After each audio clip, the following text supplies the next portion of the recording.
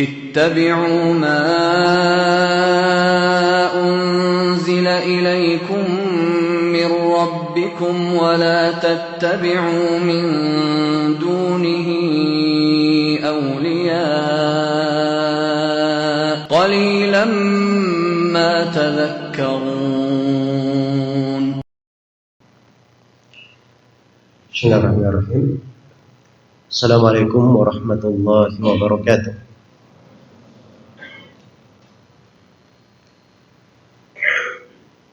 Alhamdulillahi rabbil alamin.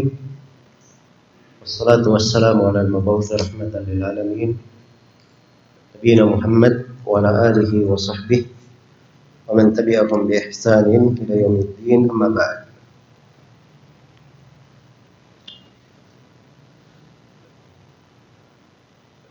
Kaum muslimin dan muslimat, alaikum wal akhwat rahimani wa rahimakumullah.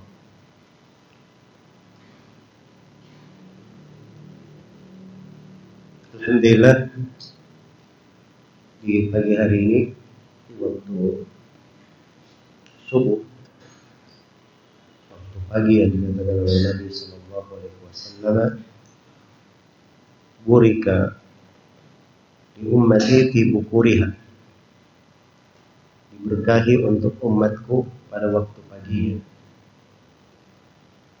Setelah kita menunaikan sholat subuh secara berjamaah, salah satu dari dua sholat yang paling agung di antara sholat-sholat 5 waktu.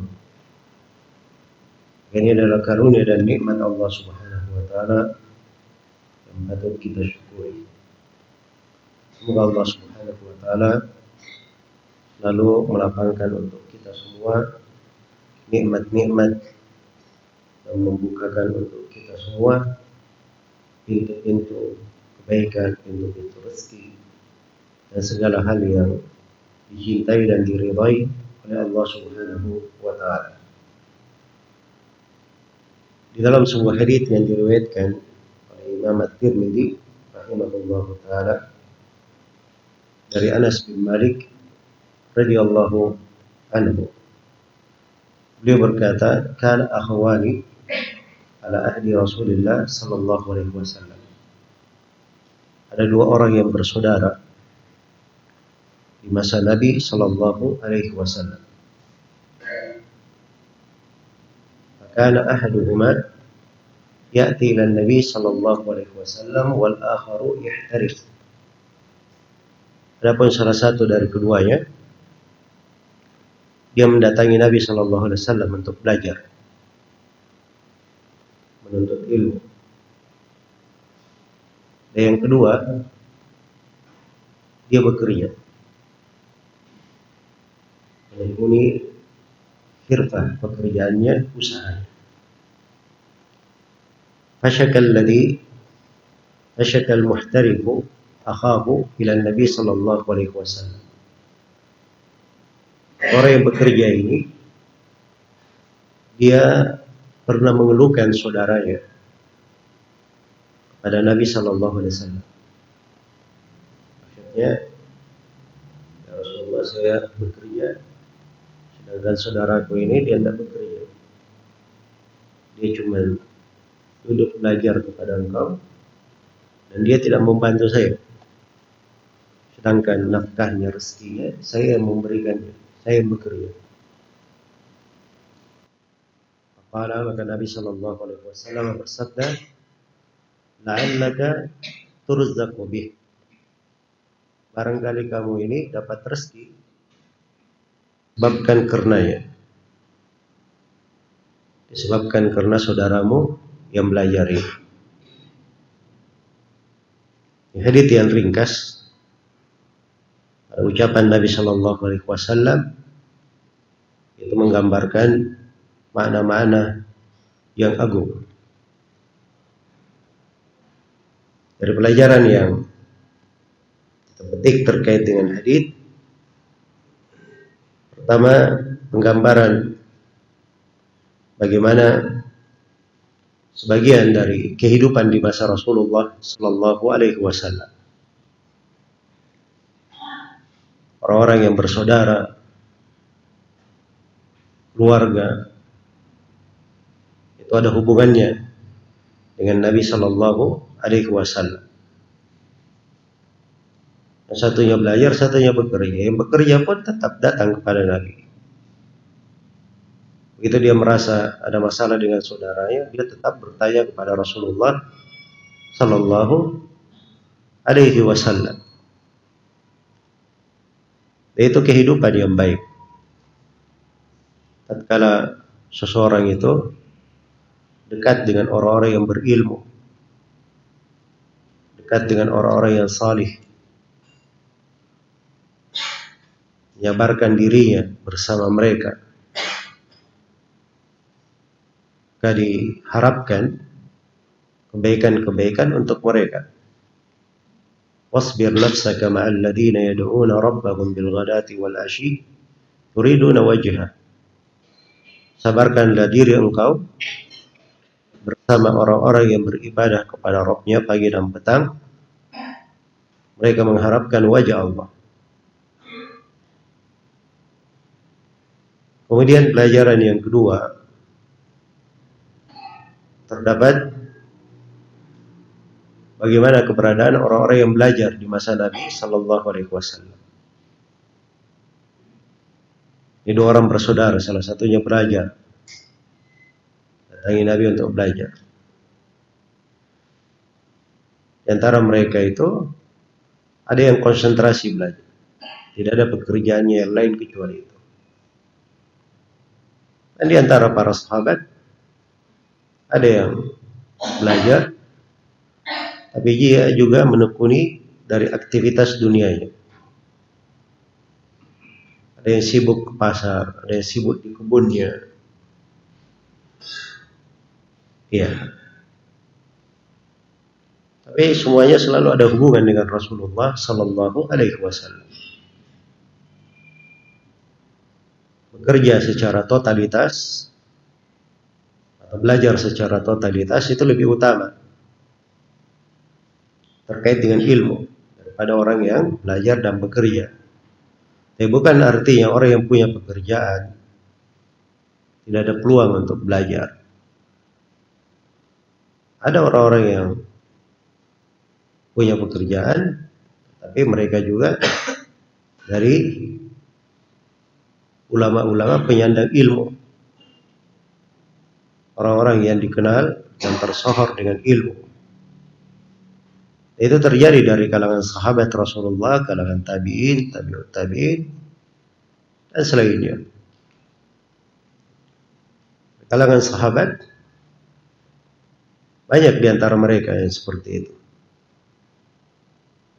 Iya. Kalangan tabi'in, ada sebagian tabi'in yang memang dikenal dengan profesinya. Seperti misalnya Abu Salih Dakwan, itu digelari As-Samman Az-Zayyad. As-Samman itu penjual mentega, Az-Zayyad penjual minyak. Bersamaan dengan itu, hingga hari ini hadits-haditsnya di Kutubus Sittah dan selainnya itu menjadi rujukan para ulama. Ya, rujukan para ulama.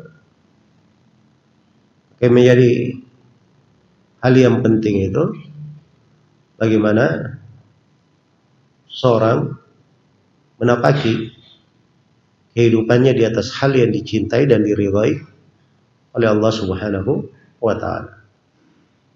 Orang yang bekerja itu tidak dilarang. Ya. Nabi Sallallahu Alaihi Wasallam tidak berkata kepada orang ini, kamu ikut saudaramu belajar itu, kamu tidak usah kerja, berhenti saja, kamu belajar juga seperti saudaramu. Nanti rezekinya turun sendiri dari langit. Dan dikatakan seperti itu kepada dia. Karena pintu-pintu ketaatan itu dibukakan oleh Allah untuk seorang hamba berbeda-beda. Ada yang sebagiannya dibukakan pintu ketaatan baginya di pembahasan sholat. Ada yang dibukakan untuknya pintu ketaatan di pembahasan menuntut ilmu. Ada yang pintu surganya dibukakan untuknya dari pembahasan dia membantu orang. Mungkin dia bekerja, berusaha, tapi dia punya harta, dia bisa bantu orang. Bentuk ketaatannya mungkin dijadikan seperti itu. Nah, itulah kehidupan bersama, saling lengkap melengkapi. Karena tidak semua orang, tidak semua bentuk kebaikan berkumpul pada satu orang.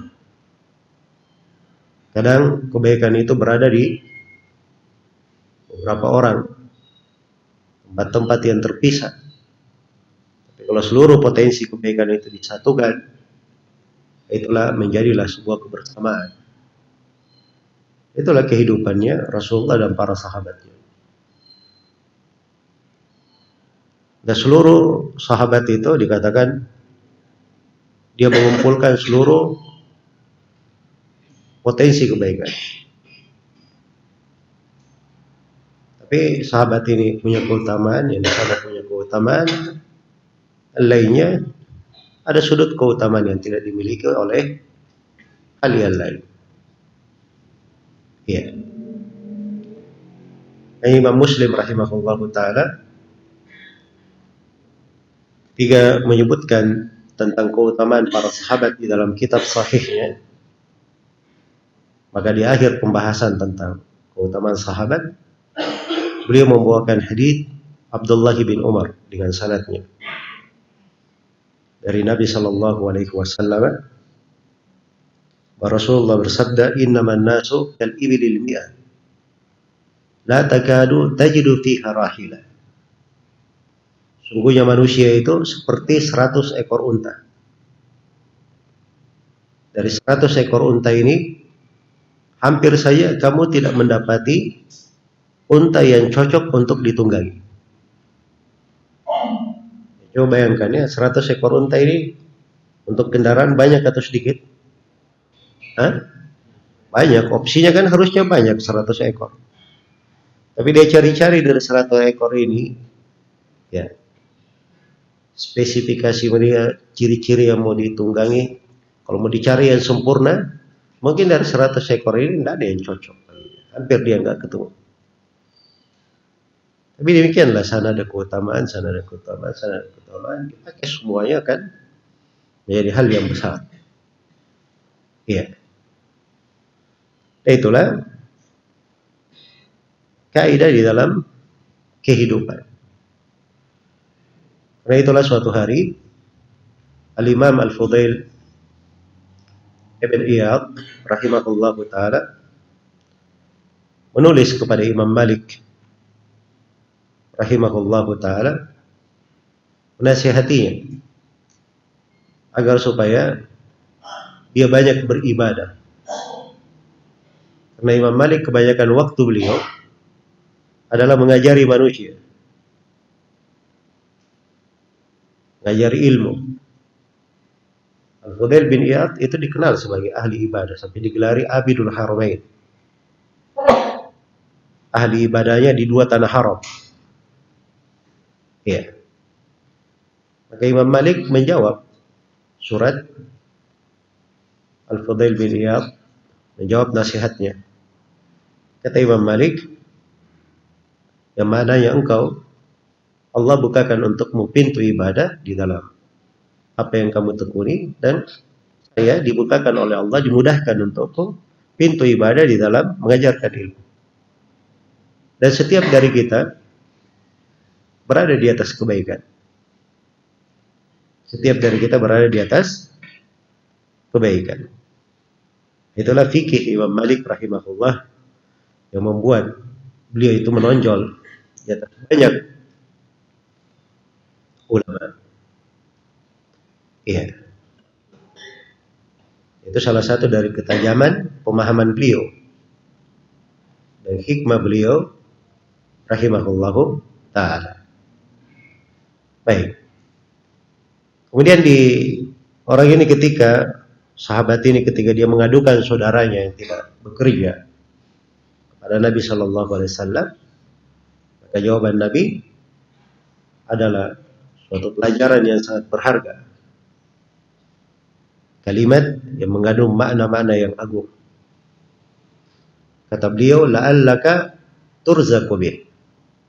barangkali kamu ini dapat rezeki disebabkan karena saudaramu.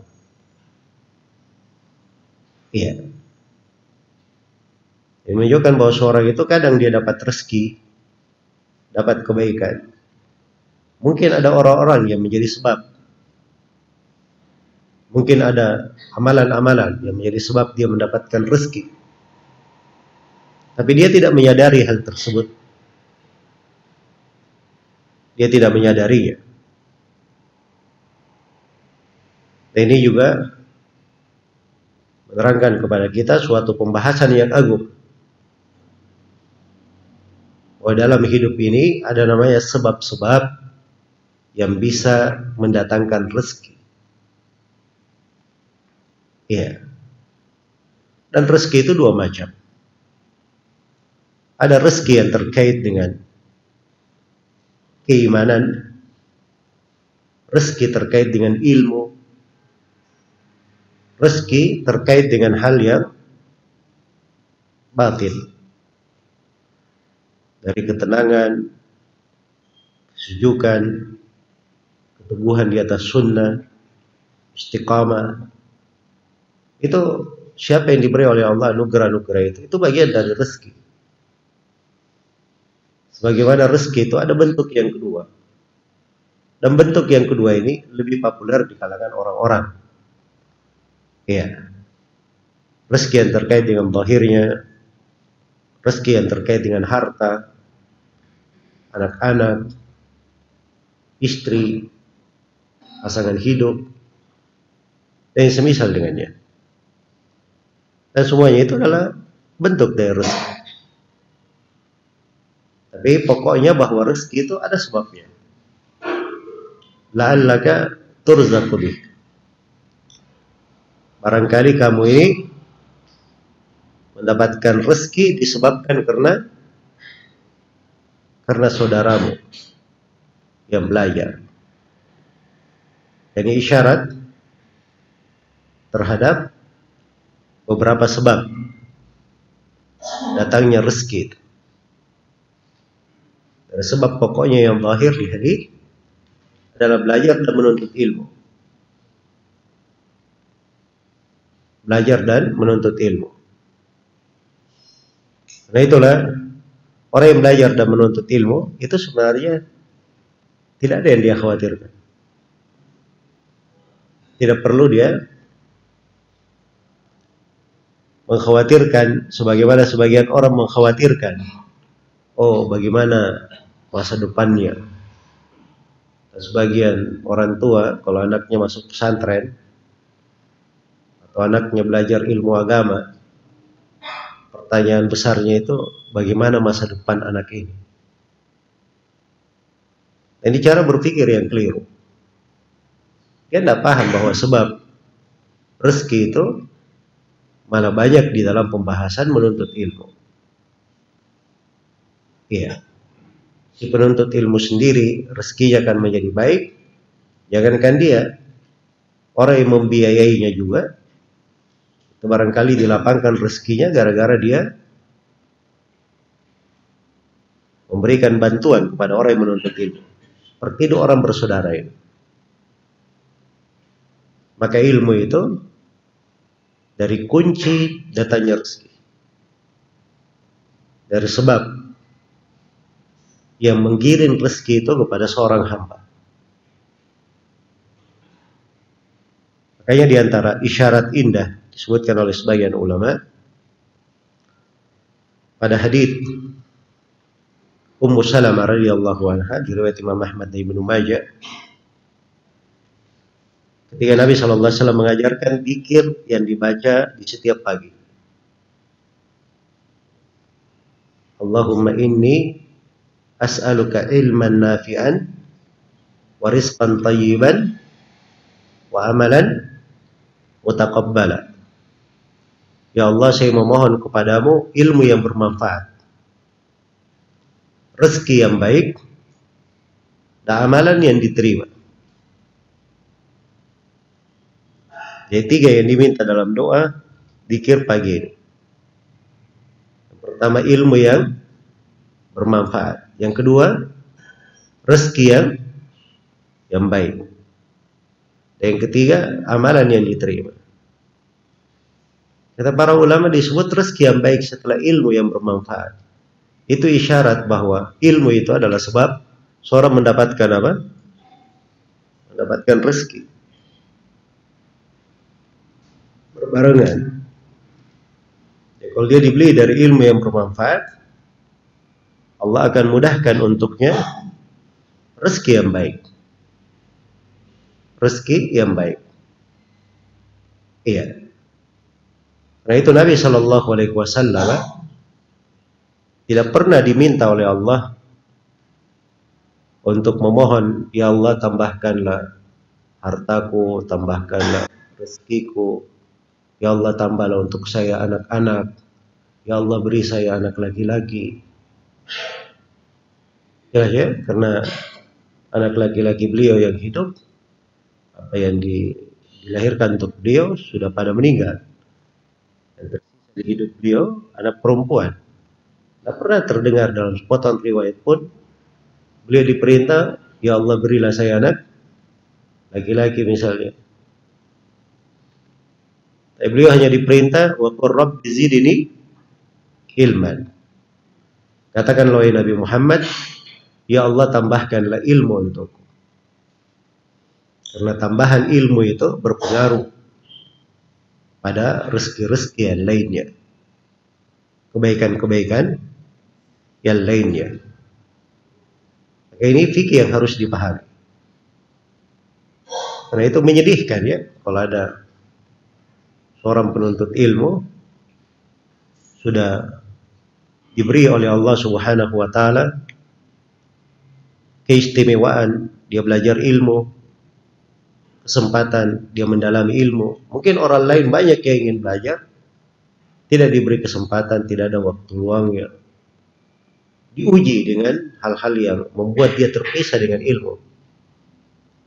Nah ini dimudahkan oleh Allah belajar. Begitu dimudahkan oleh belajar, ilmu itu mudah dia dapatkan, malah dia meninggalkan ilmu, banting setir mencari hal yang lainnya. Iya. Ini adalah perkara yang harusnya kita membenahi diri dalam hal tersebut. Tastabiduna alladhi huwa adna billadhi huwa khair. Apakah hal yang baik itu kalian mau ganti dengan perkara yang hina? Itu tidak benar di dalam kehidupan. Perkara yang paling tinggi yang dipilihkan oleh Allah untuk para nabi dan para rasul, dijadikan sebagai warisan di tengah para nabi, ilmu, malah itu yang ditinggalkan. Harta yang berharga malah kurang diperhatikan. Iya. Baik. Jadi dari sebab seorang itu dilapangkan rezekinya, kebaikan untuknya adalah di dalam belajar dan menuntut ilmu. Dan ilmu itu masuk di dalamnya seorang menghafalkan Al-Quran, menghafalkan hadits-hadits Rasulullah Sallallahu Alaihi Wasallam, menghafalkan dari manfaat-manfaat ilmu. Nah itu para ulama, mereka itu tidak hanya menghafalkan nas-nas ayat, tidak hanya menghafal teks hadits, tapi di antara mereka ada yang menghafal fikih dari sebuah hadits, ucapan sahabat, ucapan tabi'in, tabi'ut tabi'in. Sebab itu mengandung fikih dan hikmah. Dan di pembahasan-pembahasan ilmu, misalnya di pembahasan ilmu bahasa, ada sudut yang terkait dengan pendalilan bahasa. Dia hafal bait syair ini, dia hafal kalimat sana, ya, dengan berbagai pendalilannya secara bahasa. Itu semuanya mereka lakukan karena dia anggap bagian dari apa? Bagian dari ilmu.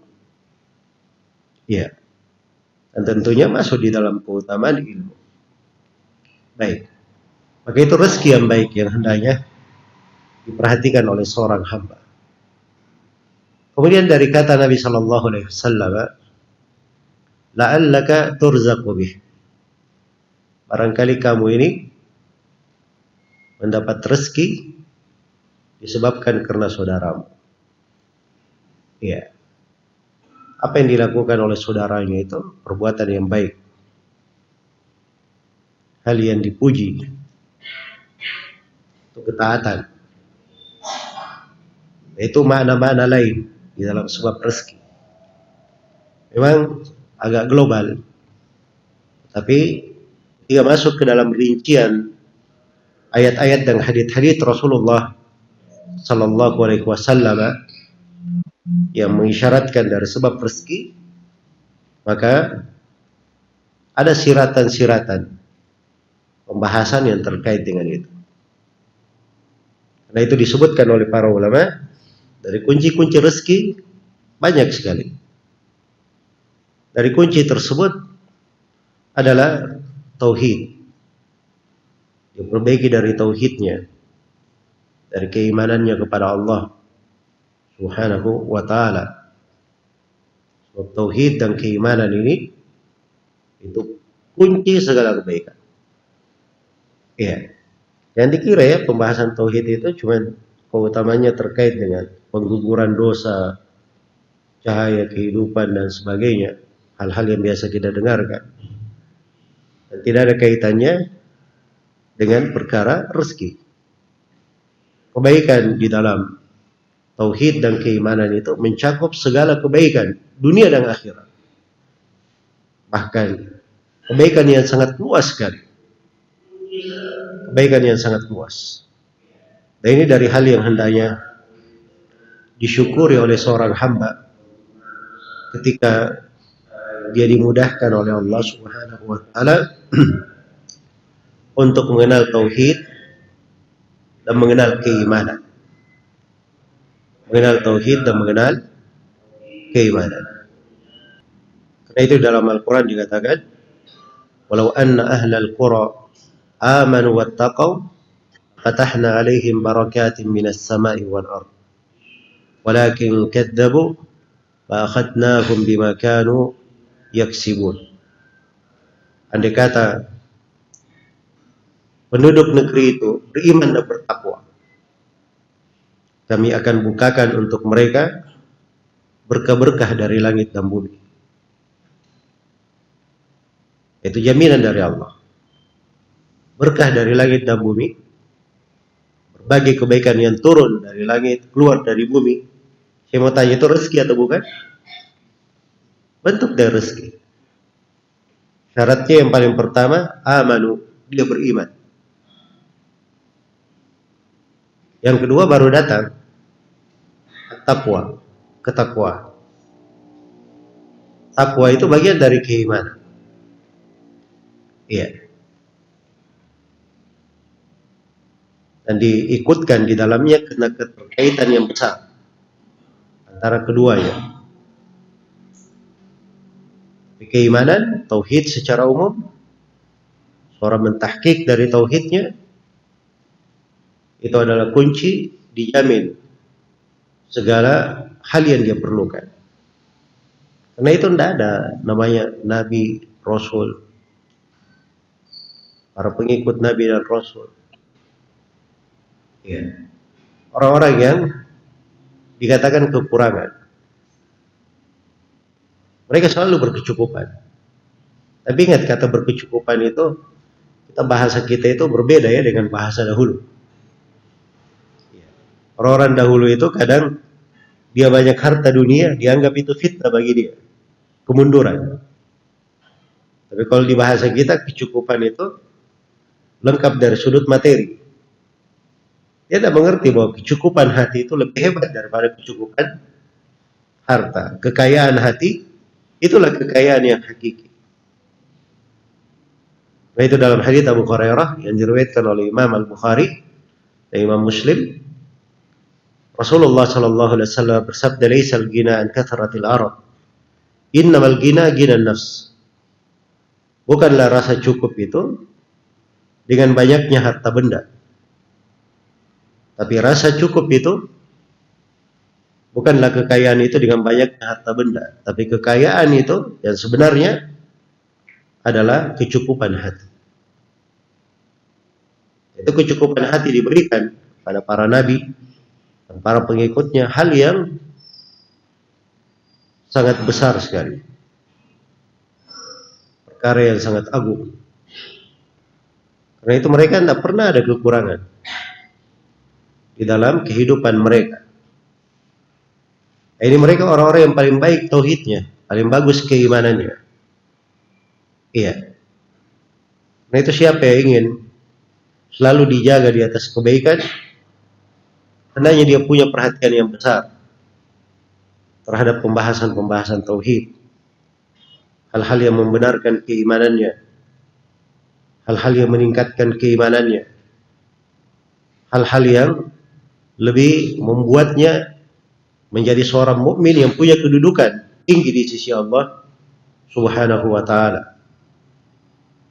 Itu semuanya perlu dia wujudkan kandungan dari rukun iman, perlu diamalkan dari cabang-cabang keimanan agar supaya dia memiliki jenjang yang tinggi. Baik. Ini di antara sebab rezeki untuk seorang hamba. Sebagaimana di antara sebab rezeki itu adalah ketakwaan. Ada ayat yang telah kita sebutkan tadi. Nah, takwa itu adalah sebab dia dimudahkan untuk segala perkara. Bahkan Allah Subhanahu wa taala berfirman, "Wa may yattaqillaha yaj'al lahu makhraja wa yarzuqhu min haitsu la yahtasib." Barang siapa yang bertakwa kepada Allah, maka Allah akan adakan untuknya jalan keluar. Dan dia akan diberi rezeki dari arah yang tidak pernah dia sangka. Wa may yattaqillaha yaj'al lahu min amrihi yusra. Barang siapa yang bertakwa kepada Allah, Allah akan jadikan kemudahan pada perkaranya. Semuanya buah dari takwa, dan takwa itu adalah melaksanakan segala yang diperintah dan meninggalkan segala yang dilarang. Itu yang disebut dengan takwa. Ya, dalam hidup dia hitung-hitung dirinya, bagaimana dia menanggapi perintah dari Allah dan Rasulnya, sejauh mana dia telah mengamalkannya. Dia pelihara dirinya jangan sampai jatuh dalam hal-hal yang diharamkan, perkara-perkara yang bisa mendatangkan kemurkaan Allah. Ya, maka itulah yang disebut dengan takwa. Dan kadang takwa itu masuk ke dalam hal yang lebih detail, seperti orang yang masuk ke sebuah wilayah banyak duri, rintangan, batu-batu kerikil tajam di wilayah tersebut. Orang yang bertakwa itu tidak sembarang dia menginjakkan kakinya, dia harus lihat tempat yang aman. Injakkan kakinya pada hal yang tidak membahayakannya. Itulah takwa.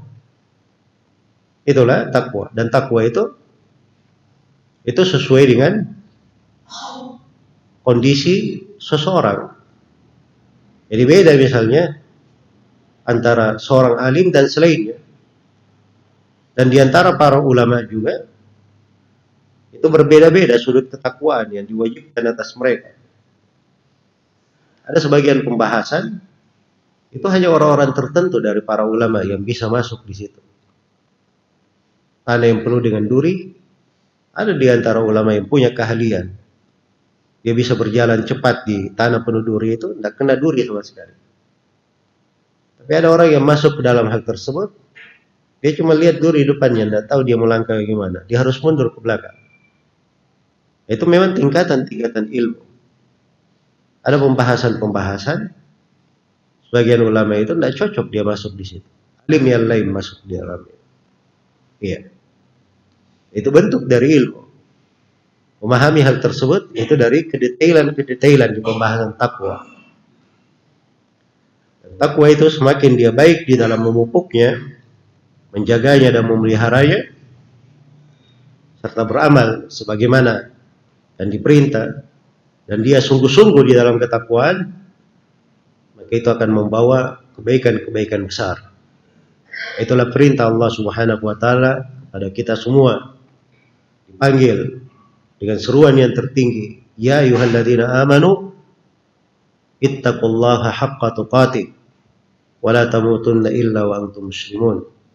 Wahai orang-orang yang beriman, bertakwalah kepada Allah dengan sebenar-benar takwa, dan jangan sekali-sekali kalian itu meninggal kecuali sebagai seorang muslim. Takwa dengan sebenar-benar takwa, Syah di dalam penafsiran Ibnu Mas'ud radhiyallahu taala anhu, beliau berkata, yuta'a fala yu'sa wa yudhkar fala yunsa wa yushkar fala yukfar. Takwa dengan sebenar-benar takwa adalah taat kepada Allah, tidak dilakukan maksiat terhadapnya, selalu diingat, berzikir, tidak dilupakan, tidak ditinggalkan, dan selalu disyukuri, tidak dilakukan kekufuran kepadanya. Maka itulah yang disebut dengan takwa, sebenar-benar takwa. Dalam penafsiran Ibnu Mas'ud radhiyallahu ta'ala anhu. Itu adalah sebab yang agung dari sebab datangnya rezeki. Iya. Ketika orang ini mengadukan saudaranya tidak bekerja, maka Nabi mengembalikannya dengan kalimat yang harusnya dia introspeksi diri. Nabi berkata kepadanya, la'allaka turzaqu bih, barangkali kamu ini diberi rezeki disebabkan karena saudaranya. Itu kan kalimat harusnya dia lihat kepada dirinya sendiri, jangan dia lihat kepada saudaranya. Iya. Dan ini mana ada kaitannya dengan istighfar. Selalu dia perbaiki dirinya, dan di belakangnya dia banyak bertobat, beristighfar kepada Allah Subhanahu wa taala. Dan istighfar itu secara nas adalah sebab datangnya rezeki. Istighfar itu adalah hal yang membuka berbagai kebaikan. Kunci yang sangat penting pada pembahasan rezeki.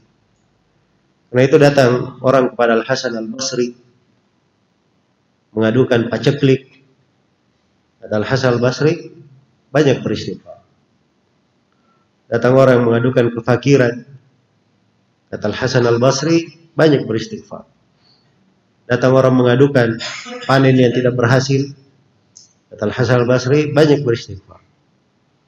Datang orang mengadukan belum diberi anugerah keturunan.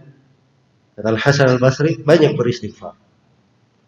Jawabannya sama, cuma itu aja, pintu rezeki yang dipandang oleh Al-Hasan Al-Basri, yaitu fikih yang mendalam, sejalan dengan ayat Al-Quran. Karena terkait dengan Nabi Nuh alaihi salam, Allah Subhanahu wa taala menjelaskan, faqultu astaghfiru rabbakum innahu kana ghaffara yursilis samaa'a 'alaikum midrara wa yumdidukum bi amwalin wa banina wa yaj'al lakum jannatin wa yaj'al lakum anhara. Saya berkata kepada mereka, wahai kaumku, beristighfarlah kalian kepada Allah. Sungguhnya Allah Maha Pengampun. Kalau kalian banyak beristighfar, maka Allah akan menurunkan hujan dari langit berlimpah ruah. Iya. Hujan yang membawa kebaikan, membawa rahmat, menumbuhkan dari tumbuh-tumbuhan, bukan hujan yang membahayakan, merusak, mendatangkan banjir, meresahkan, tapi hujan yang membawa kebaikan, walaupun berlimpah ruah tapi membawa kebaikan. Yang akan dilapangkan untuk kalian harta-harta. Dengan istighfar hartanya dilapangkan. Dan dilapangkan juga anak-anaknya, keturunannya. Iya. Dan dilapangkan juga dan dijadikan untuknya kebun-kebun. Kebun-kebun dan dijadikan untuknya sungai-sungai yang mengalir. Itu dari manfaat istighfar. Luas di dalam membuka rezeki seorang hamba. Karena itu jangan dia lupa dari kandungan istighfar di dalam hidupnya. Iya, kita didikir pagi itu ada syariat beristighfar 100 kali. Kemudian pas sholat 5 waktu, begitu selesai salam, dia beristighfar 3 kali. Lalu membaca Allahumma antas salam wa minkas salam tabarakta ya dzal jalali wal ikram. Di dalam hadits Ummu Salamah riwayat Muslim. Ada istighfarnya di belakang sholat. Nah, selain daripada istighfar itu, permohonan ampun barangkali di sholatnya ada yang kurang, itu ditutupi dengan istighfar. Dan istighfar itu punya manfaat yang besar. Di antaranya dari sebab yang melapangkan rezeki seseorang. Iya. Sebagaimana di waktu sahur, itu waktu yang sangat dianjurkan untuk beristighfar. Karena itu dipuji khusus orang-orang yang beriman dengan sifat itu, wal mustaghfirina bil ashar. Orang-orang yang beristighfar di waktu sahur. Innal muttaqina fi jannati wa uyun akidina ma atahum rabbuhum innahum kanu qabla dhalika muhsinin kanu qalilan minal laili ma yahja'un wa bil ashari hum yastaghfirun. Sifatnya penduduk surga. Dulunya mereka itu di waktu sahur mereka selalu beristighfar. Ya, mereka ada kenal waktu sahur, bukan waktu pagi. Jelas ya? Bukan waktu terdengar adzan subuh, pas adzan saja langsung dia keluar pergi sholat. Itu bagus ya, daripada orang yang nanti terbit matahari baru dia bangun. Sudah terlambat sholat subuhnya, ya. Tinggalkan sholat berjamaah. Ya, kalau dia sholat masih mending ya, daripada orang yang tidak sholat sama sekali. Seorang mukmin itu ada waktu-waktu yang dia jaga, dia pelihara. Dia punya namanya waktu sahur. Itu tempat beristighfar. Tempat dia beristighfar kepada Allah Subhanahu wa ta'ala, memohon ampunan kepadanya.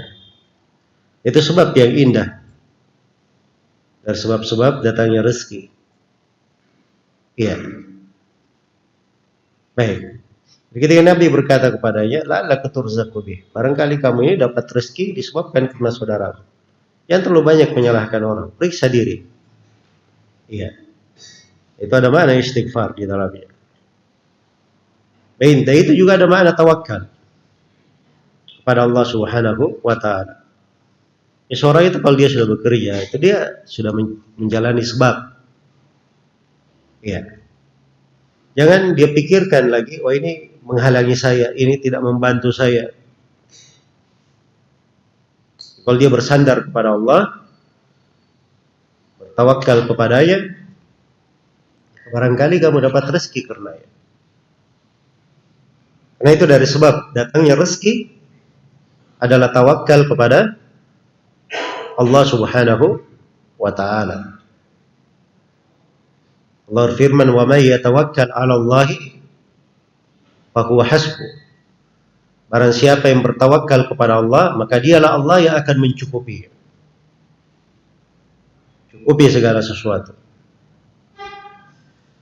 Dan di dalam hadits Umar bin Khattab radhiyallahu anhu, riwayat Imam Ahmad, At-Tirmidzi, An-Nasai, Ibnu Majah, disahihkan oleh Ibnu Hibban dan Al-Hakim, Rasulullah sallallahu alaihi wasallam bersabda, "Lau annakum tatawakkaluna 'ala Allahi haqqa tawakkuli, la razaqakum kama yurzaqu at-tayr. Tagdu khimasa wa taruhu bitana." Ya.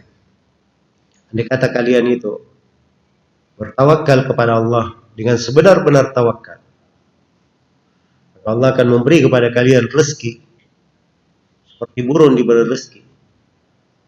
Di waktu pagi dia pergi dalam keadaan temboloknya itu kosong, tidak ada isinya. Di waktu sore dia pulang dalam keadaan sudah berisi. Rezekinya selalu ada, selalu terjamin. Ini hadits kata Ibnu Rajab rahimahullah, dari dasar pokok sebab yang mendatangkan rezeki, tawakal kepada Allah Subhanahu wa taala. Tapi perlu diingat ya bahwa tawakal itu terdapat di dalamnya 3 rukun. Rukun yang pertama, dia bersandar kepada Allah Subhanahu wa taala. Dan rukun yang kedua dari tawakal, dia menjalani sebab-sebab. Mengambil sebab-sebab. Kalau dikatakan tawakal dia sakit, dia serahkan sakitnya kepada Allah. Tapi dia ambil sebab, dia berobat, dia minum obat, cari kesembuhan, dia hindari tempat-tempat yang mungkin dia bisa terkena wabah penyakit dan sebagainya. Iya, itu mengambil sebab namanya. Kemudian yang ketiga, tawakal itu setelah dia mendapatkan dari hal yang dia cari, maka dia selalu melihat itu nikmat dari Allah. Dia tidak melihat kepada sebab, tapi selalu dia pandang bahwa itu semuanya anugerah datangnya dari Allah Subhanahu wa taala. Maka kalau terpenuhi kriteria ini, maka itulah orang yang bertawakal kepada Allah Subhanahu wa taala. Dan itu dari sebab dilapangkannya rezeki untuk seorang hamba. Baik, tadi ini 2 orang yang bersaudara ya. Satu belajar dan satu bekerja. Bekerja mengadukan saudaranya. Tapi Nabi memberi bahasa yang tetap merekatkan antara 2 orang yang bersaudara. Bahkan semakin membuat dia cinta kepada saudaranya. Barangkali kamu ini dapat rezeki disebabkan karena saudaramu yang belajar. Jangan salahkan saudaramu, sambung saja. Kamu tetap biayai dia. Jaga silaturahmi antara kalian. Dan menyambung silaturahmi itu dari sebab yang besar datangnya rezeki. Karena itu dalam hadits Anas bin Malik riwayat Bukhari dan Muslim, Rasulullah sallallahu alaihi wasallam bersabda, "Man sarrahu ayyubsata lahu fi rizqihi wa yunsa'alahu fi atharihi falyasir rahimahu." Barang siapa yang senang, dia gembira, rezekinya dilapangkan, umurnya dipanjangkan, maka hendaknya dia menyambung silaturahminya. Hendaknya dia menyambung silaturahminya. Iya. Maka itu dari sebab yang melapangkan rezeki. Orang menyambung hubungan kekeluargaan, menyambung silaturahmi terhadap orang yang jauh, dia dekatkan. Jangankan terhadap orang yang punya hubungan kerabat dengannya. Ada orang yang jauh pun ada syariat menyambung. Terhadap kawan-kawan juga ada syariat untuk menjaga kebersamaan. Bahkan terhadap orang yang menzalimi kita sekalipun ada syariat kita itu berbuat baik kepadanya, memaafkannya terhadap kafir sekalipun. Iya. Terhadap kafir sekalipun. Nah itu dari sebab amalan ketaatan yang dipuji oleh Allah, wa yut'imuna at-ta'ama 'ala hubbihi miskinan wa yatiman wa asira. Dan mereka memberi makan. Ya. Karena keyakinan mereka cinta kepada Allah. Itu boleh ditafsirkan begitu ayat, dan boleh diterjemahkan juga. Dia memberi makan padahal dia sebenarnya sangat cinta makanan itu. Dia senang kepadanya. Tapi bersama dengan itu dia beri makan kepada orang miskin, anak yatim, dan tawanan. Tawanan itu diantaranya ada orang-orang kafir ditawan. Di dalam syariat Islam diperintah untuk berbuat baik. Berbuat baik.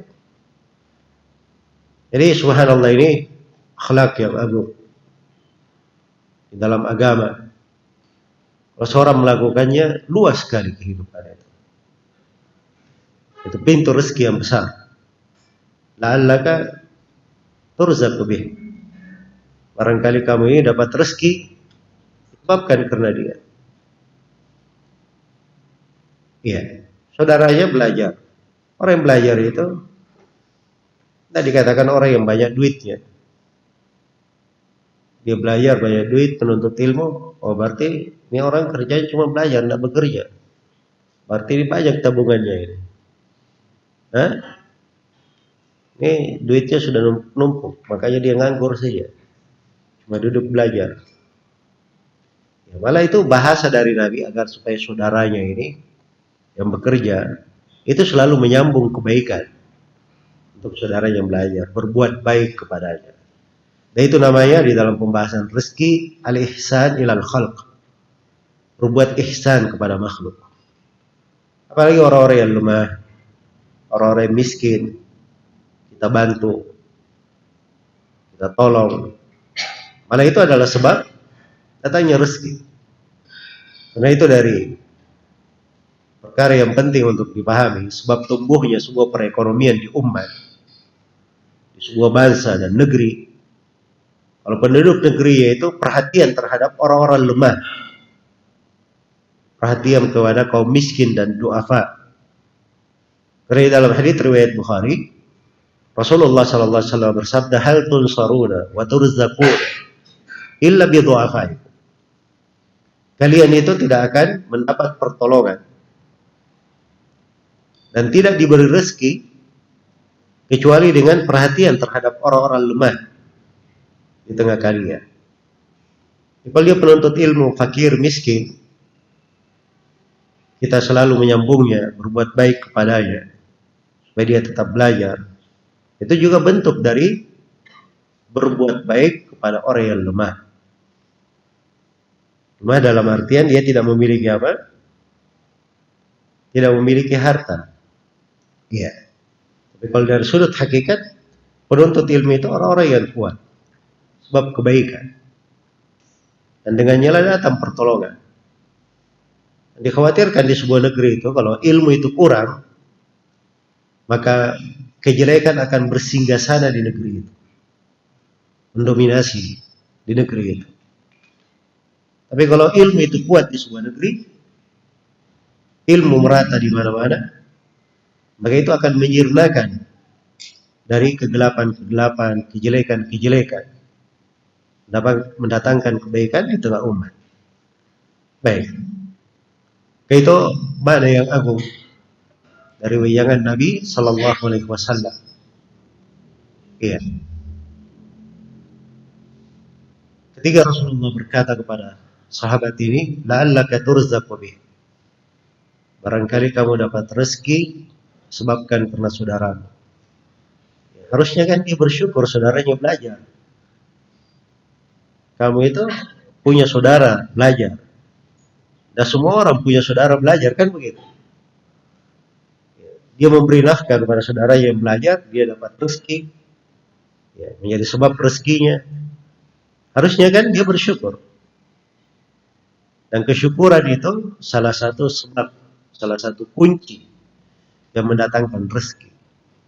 Kesyukuran. Karena itu di pembahasan syukur kepada Allah, Allah Subhanahu wa taala menegaskan, wa itta'addana rabbukum la in syakartum la azidannakum wa la in kafartum inna adzabi lasyadid. Ketika Rabb kalian telah mengumumkan, telah menetapkan keputusannya. Iya. Ta'addana ya dari kata al-idin. Al-idin di situ bermakna al-idin al-qauli al-qadari. Dan juga mungkin bisa bermakna al-idin asy-syar'i. Diumumkan, ditetapkan, dijadikan sebagai jalan. Kalau kalian bersyukur, aku akan menambah nikmat untuk kalian. Dan kalau kalian kufur, sesungguhnya siksaanku sangatlah pedih. Ya, kesyukuran itu sebab seseorang itu dilapangkan rezekinya. Rezeki dalam segala hal. Rezeki dalam segala kebaikan. وَمَنْ أَرَادَ الْآخِرَةَ وَسَعَى لَهَا سَعْيَهَا وَهُوَ مُؤْمِنٌ فَأُولَئِكَ كَانَ سَعْيُهُمْ مَشْكُورًا. Barang siapa yang menghendaki kehidupan akhirat dan dia sudah menempuh jalannya, sementara dia adalah seorang mukmin, ini sudah terkandung di dalamnya beberapa syarat rezeki ya. Kehendak dia untuk akhirat, itu semangat, ya, keimanan, ketakwaan, selalu dia tawakal kepada Allah. Wasa'alaha sa'yah, dan berjalan di atas jalannya, itu posisi takwa, amalan salih. Wa huwa mu'min, dan dia adalah seorang mukmin. Kalau terpenuhi 3 syarat ini, maka mereka inilah orang-orang yang upayanya selalu disyukuri, selalu diberikan kebaikan untuknya oleh Allah Subhanahu wa ta'ala. Maka syukur itu selalu kita pupuk pada diri, kita perhatikan. Karena kesyukuran itu ada yang dengan lisan, ada yang dengan hati, ada yang dengan anggota tubuh, berkaitan dalam kesyukuran. Dan syukur itu kata para ulama, itu mengandung di dalamnya 5 rukun. Rukun yang pertama, dia tunduk kepada Allah yang memberi nikmat. Rukun yang kedua, dia cinta kepada Allah yang memberi anugerah. Kemudian rukun yang ketiga, dia selalu memuji Allah dengan lisannya terhadap segala nikmat. Kemudian rukun yang keempat, ia selalu meyakini bahwa segala nikmat yang dia dapatkan itu datangnya dari Allah. Dan rukun yang kelima, dari syukur, seorang dianggap sebagai hamba yang bersyukur, tidak dia gunakan nikmat itu kecuali di dalam hal yang dicintai dan diridhai oleh Allah.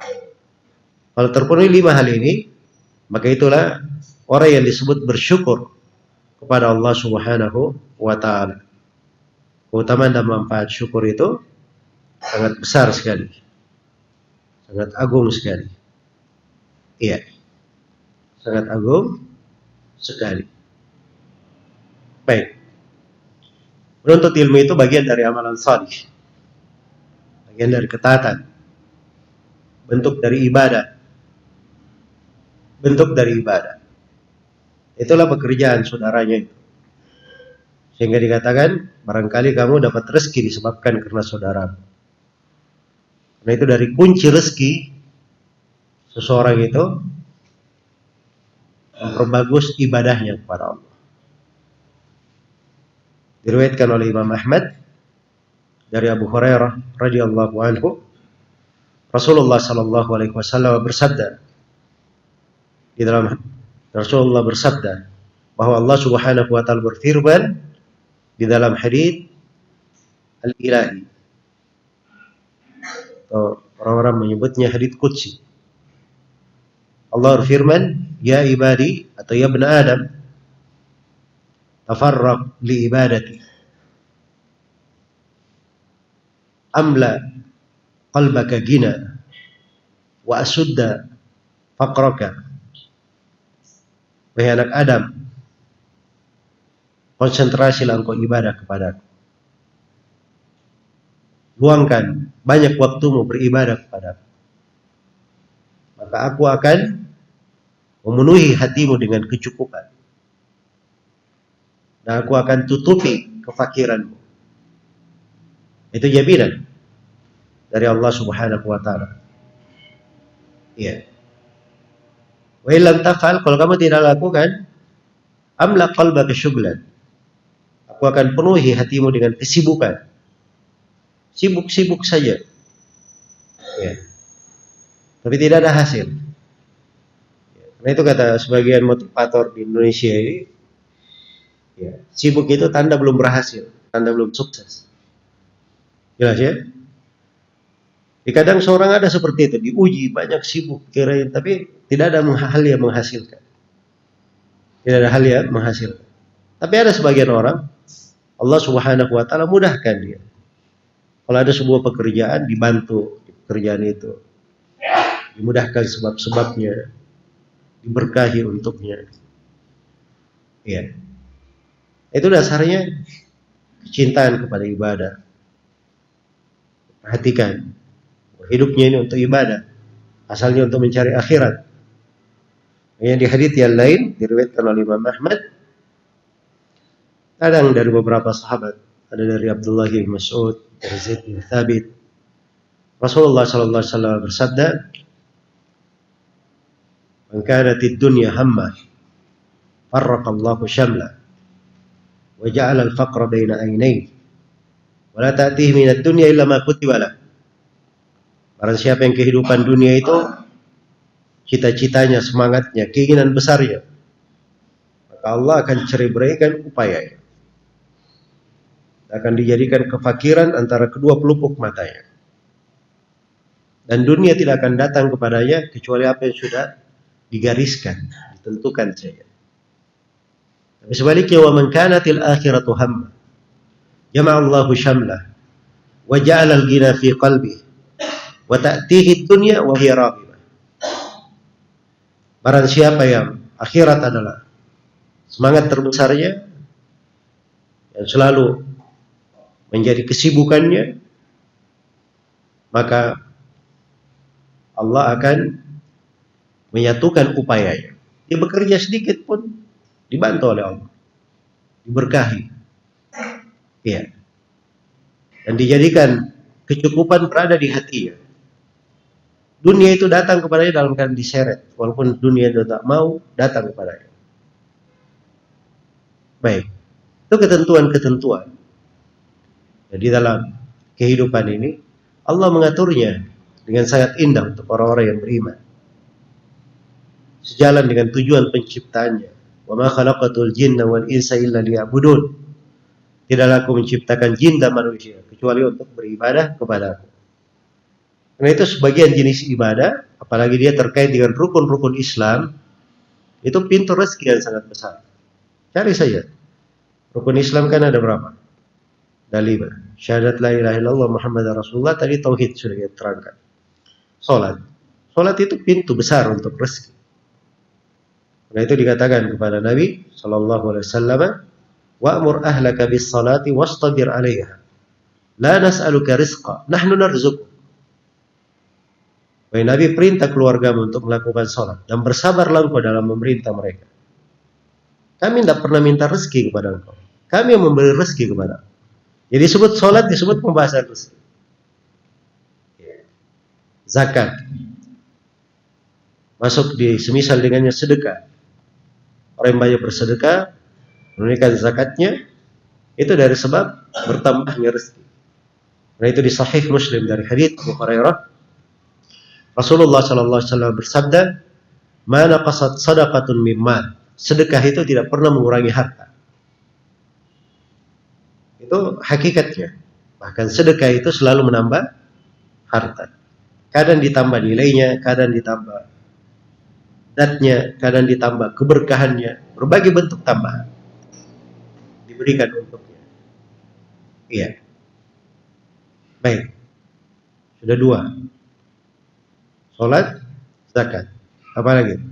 Puasa. Puasa juga dari sebab rezeki. Baik. Haji. Haji juga dari sebab rezeki. Bahkan Nabi sallallahu alaihi wasallam bersabda di hadits riwayat Imam Ahmad dan Tirmidzi, tabi'u bainal haji wal umrah. Terus menyambung antara haji dan umrah. Sudah haji, haji lagi. Umrah, umrah lagi. Bainahuma yanfiyani dzunub wal faqr. Sebab haji dan umrah ini menggugurkan dosa-dosa dan kefakiran. Kama yanfil kir khabathal hadid. Sebagaimana api itu menghilangkan dari karatan-karatan. Kalau ada emas, ada perak, ada besi, dimasukkan ke api, ya, ingin diolah, maka begitu dia membara di api, karatan apapun akan jatuh. Itu kefakiran dan dosa-dosa itu gugur dengan selalu sambung menyambung antara haji dan apa? Ada perkara haji dan umrah. Baik. Jadi jenis-jenis ibadah itu ada kadang masuk di dalam pembahasan-pembahasan yang menjadi sebab seorang itu memperoleh rezeki dari Allah Subhanahu wa taala. Nah, itu Rasulullah sallallahu alaihi wasallam memberikan anjuran umum untuk memperbaiki ibadah kepada Allah Subhanahu wa taala.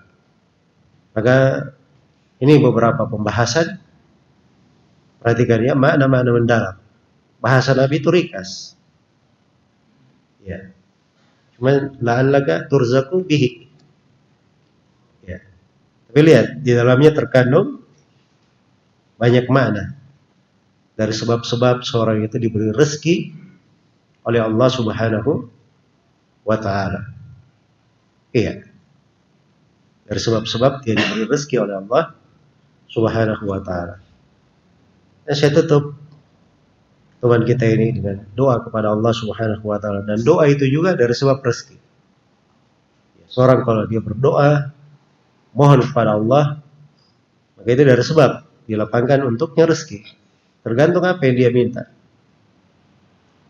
Dan ada yang diajarkan oleh Nabi Shallallahu Alaihi Wasallam dari doa-doa yang agung, misalnya di Sahih Muslim, doa yang panjang itu yang akhirnya iqdi an-nadain wa aghnina minal faqr.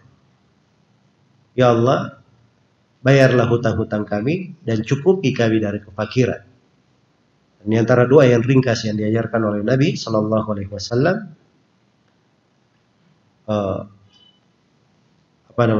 Allahumma kfini bihalalika an haramik wa aghnini bifadlika amman siwa. Ya Allah, cukupilah saya dengan hal yang halal sehingga saya tidak perlu kepada hal yang haram, dan selalu